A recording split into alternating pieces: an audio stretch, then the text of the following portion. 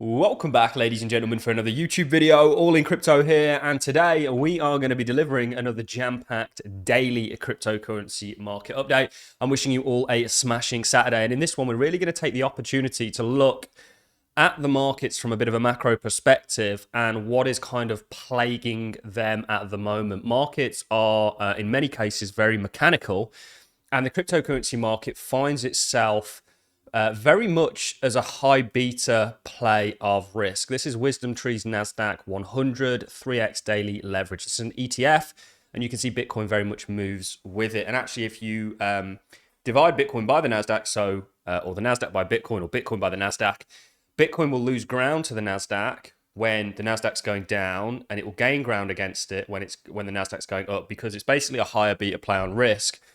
And right now, really what's plaguing risk, there's a little bit of seasonality there, but it's the kind of fears of inflation. And yes, you've probably noticed a bit of a different video format, by the way, guys. Usually it starts with me on the camera, but I have left my camera at the other office. We are sort of in a transition period where we're actually moving offices. So I do apologize for that. But all the same, I really wanted to get a video out just kind of talking about a kind of 100-foot view looking down of what's kind of taking place right now with the markets. And should you be worried about what the markets are kind of stalling as a result of? Well, I think it's way too premature to say. So what is driving the sort of pressures for markets? It's basically a sideways inflation. In some cases, actually, inflation picking its head up, but broadly, inflation is just going sideways. We're going to be looking at, of course, core PCs that came out yesterday, and of course, inflation more broadly. And if you look at it over a 5-year term, I think it's too premature to suggest that inflation is going to uptick again, like many, such as Dillian and Claire, are speculating that the second leg of inflation has arrived, and Powell is in quite the conundrum. He is indeed. There's never been such an interesting time to be in the markets, and crypto kind of finds itself at the convergence of all of this. And because there's not a great deal of news, I've seen some people trying to squeeze a little bit of news out of the crypto space other than what we've covered. People are looking at inflows, outflows. It's natural kind of ebb and flows of markets in regards to the Bitcoin ETFs. I really wanted to spend this video kind of explaining everything and making sure everybody knows exactly what's going on right now, certainly in the short term. And the question that you need to derive from all of this is upticking inflation a persistent trend? Is this just a bump in the road? And if it is a persistent trend and we're going to see inflation continue to uptick and that second leg truly has arrived, well, the same reasons that the markets went down on the back end of a strong dollar, which was on the back end of the Fed funds rate, i.e. interest rates, which leaned, of course, on risk. We've got Bitcoin in a baby blue here and the SPY in gold. You can see dollar up, risk generally down, even to this day. Yes, they kind of swim against the tide, but with this move in the dollar, you can see that that's on the back end of inflation going sideways. This is that short-term hump that we need to overcome, that's pricing interest rates cuts out the market. We did say actually going into this year that they were a bit overzealous in regards to where they were at with cuts. So let's start things off with a little bit of news. So this is an article from CNBC. We're going to talk about a bank also being seized by regulators, Republic First, which sounds very similar to First Republic. We already saw them collapse earlier this year. So all the data so far is showing inflation isn't going away and is making things tough on the Fed.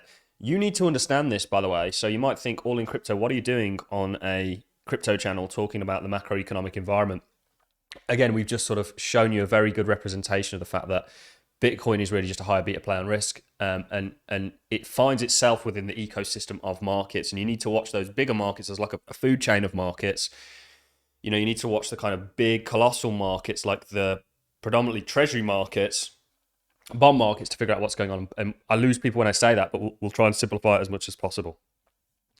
So Commerce Department index that the Fed relies on heavily for inflation signaled showed prices continuing to climb at a rate still considerably higher than 2% annual goal. So 2.8% was what came in on the PCs. We'll look at that in just a second, and the broader trend of it. And is this just a bump in the road, or is this, are we seeing clear evidence that we now have that second wave of inflation? The stubborn inflation data raises several ominous specters, namely that the Fed may have to keep rates elevated for longer or even have to hike some more.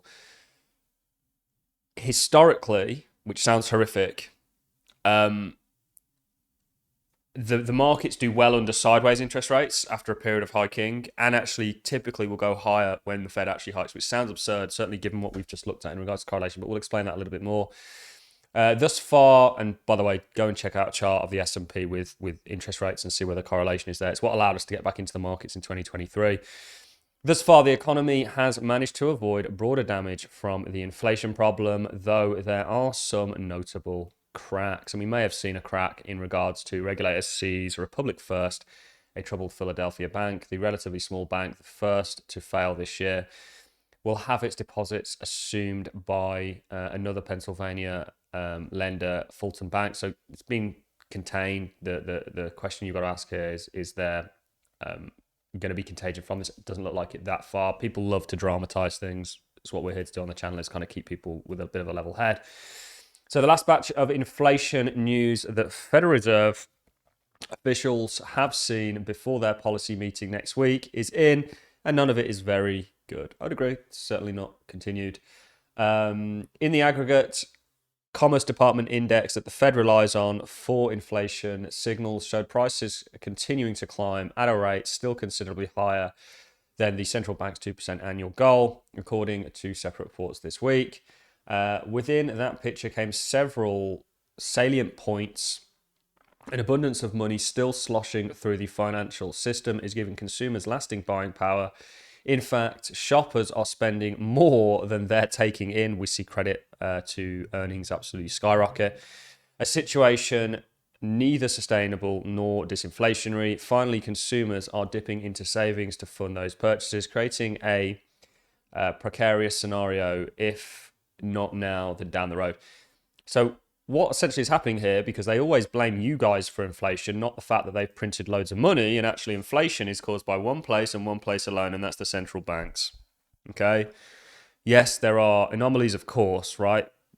Supply restraints, all of that kind of stuff. But generally, if you look at a chart of the money supply, it goes up and to the right, and assets go with it. And this is where inflation is caused. This is why, my grandparents bought their house for £6,000-7,000 in the UK, and it's now worth $750,000.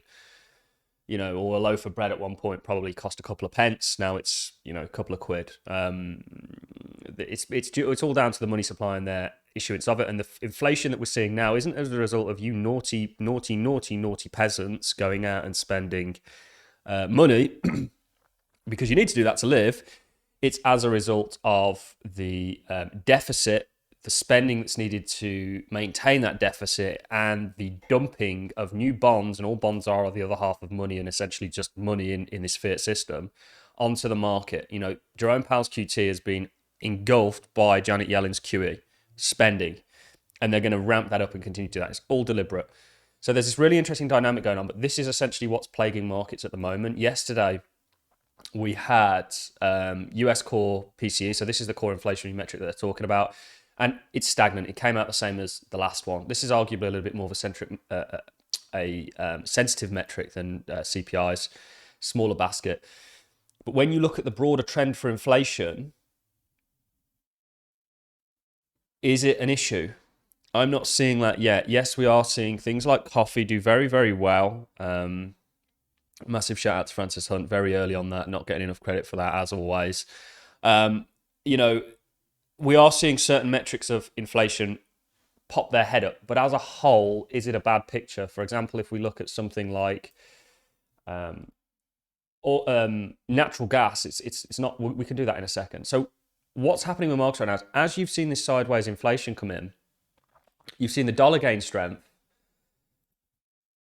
And what drives the dollar? Well, it's interest rates, 2-year yields, essentially. Yields do well. So you've seen this dollar gain strength on the back end of this kind of uncertainty and this kind of stagnant period. If you look at where this started, January sort of 2024 was when you stopped going down in that kind of a rate. And if we look at where the dollar sort of started to bounce, So with this, you've got a leaning on markets because of the implied, people are now worried about rates having to go up, which is what initially brought markets down. Because people are forward looking. So the reason that markets do well when rates go up is because they're looking a year ahead, essentially, and almost kind of pricing in those cuts, whereas those cuts are now getting priced out of the market. So you got a bit of a readjusting on inflationary fears. The real question you've got to ask yourself as a marketeer is this going to be a continued trend? And again, this is PCEs, their preferred metric, and this is CPIs. Not seeing too much reason to panic just yet. It's a sideways inflationary period. We have lots of them. This could still continue to downtrend and roll over. And if that does happen, well, you're going to see the dollar lose its strength. I do have a broader thesis on the dollar that I'm hopeful plays out. And that thesis is actually, I do think the Fed will lower interest rates. So I'm not in the higher rates for longer camp. I do believe that the dollar's coming down to the lower band of this channel that it's been in since 2008, which is when we officially entered communism. And what I mean by that is the central bank and state became one. One of the most important sort of points stressed by Marx.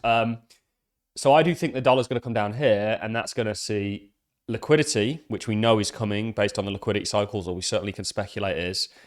And I do think the Fed's going to have to step back into the markets and propagate everything. Reason being is because who's going to be buying the debt, and they can't allow the debt to fall unless they deliberately do it, and because that would be the entire system imploding. So we don't want to spend too much time on that. Really what we're trying to showcase to people here is the fact that risk is struggling on the back end of a strong dollar, which is coming on the back end of what has driven the dollar, certainly here, which is inflation. And we're getting that in regards to implied rate cuts now being priced out of the market because the Fed's job isn't done. The real question you've got to ask is the trend now from a downtrending inflation popping its head back up like the likes of Dilly and Leclerc are suggesting, or is this just a bump in the road? Now, I am going with this is just a bump in the road. We're seeing a lot of reasons to be technically bullish on the stock market, on Bitcoin, and on gold. Remember, gold very much on its way to a target that we had for it pre the break. So I don't think we've got a draw on here, but we did have an inverse head and shoulders here. It must be on a different chart. And the kind of run that we were looking at for this. And this is just this pattern, by the way. This is well and truly getting towards the target. You've also got a broader pattern. Bitcoin is in an uptrend against both gold and the stock market. However, it ran into key technical resistance against them. So there's a lot of technical things that explain what's going on with the markets right now that I don't want to go too much into. What I really wanted to do is stress the fact that I think inflation isn't as big an issue as people are making it out to be, but it's plaguing the markets right now because of the uncertainty. I think really this is still broadly a macro uptrend. I think the stock market's still in an uptrend. Interesting how it came back and bounced off the target that we had for it. This is obviously acting as a key technical level. Remember, this was a target we gave sort of at the start of 2023 and we got back into the crypto markets. You'll likely be around that 30-weekly moving average as well that you're coming into. So I think the broader trend is still up for markets generally. You're just having a bit of a pullback, and these are the kind of mechanical levers that we're showing you that are behind it all. Let's look at what Dilly and Leclerc has to say in this tweet. Raise rates further, soaring $1.1 trillion interest rate expense compounds, debt spiral acceleration. Hold hope inflation cools. Interest expense as a percent of the GDP at a 25-year high and growing at a 2.25% rate. Cut into inflation, spikes, commodities, assets mooning, inflation becomes entrenched, bonds crushed, unless they step in and buy them. Short-term yields pinned in attempt to erode real debt burden. And reacceleration of inflation so this is stagflation is what essentially it's talking about. And he says, got Bitcoin at the end of this. And this is the thing. This is why we're seeing people run into gold. Bitcoin also, the fiat system, this is why I say it's so important that everybody understands finance, is done at this point. And it really broke in 2008. And now we're seeing the real fallout of that all. It's just how it gets to that. And there's a couple of scenarios for you.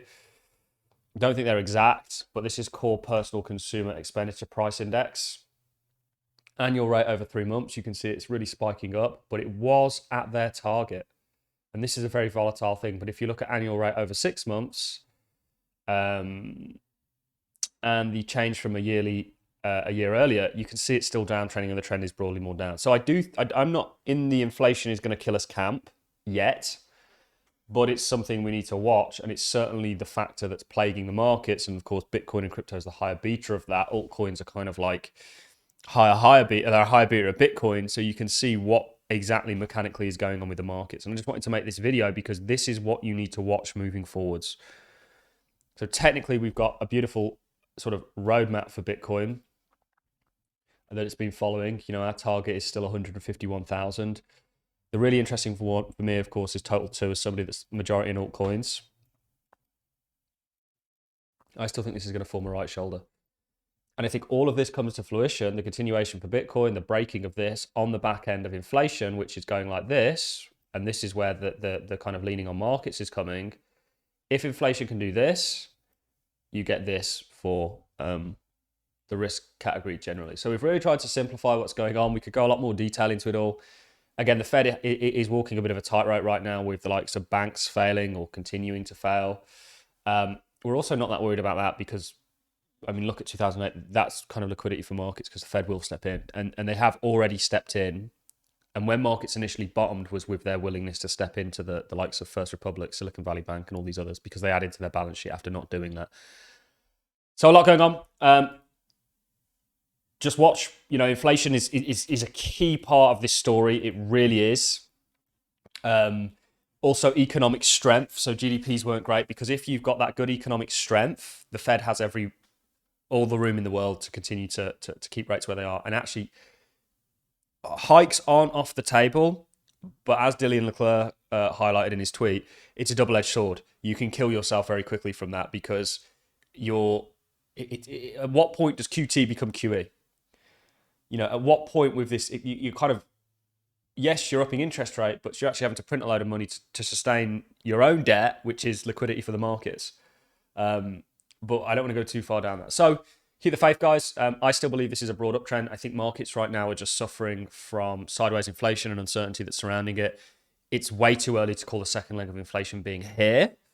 It's just something that we have to watch. Again, this is 5 years PCE. This is not the second leg. This is a sort of de-acceleration of inflation and largely just broadly sideways. And actually, if you look at PCEs, this is June, PCI, this is June 2023. Dollar bottomed pretty much in June whilst inflation went sideways. So if we can see that continued roll in inflation, that's going to bring the dollar down because it's going to bring implied rates down and the market's going to do that. Anyway, all from me, guys. I've rambled on. Hopefully I've not confused everyone too much. But to summarize, what's plaguing markets right now, again, is that sideways inflation, upticking in certain areas, the fear that's seeing the dollar do well. Also on the back end of interest rates staying persistently higher for longer, which is readjusting models. It's leaning on risk. Bitcoin's just a play on risk.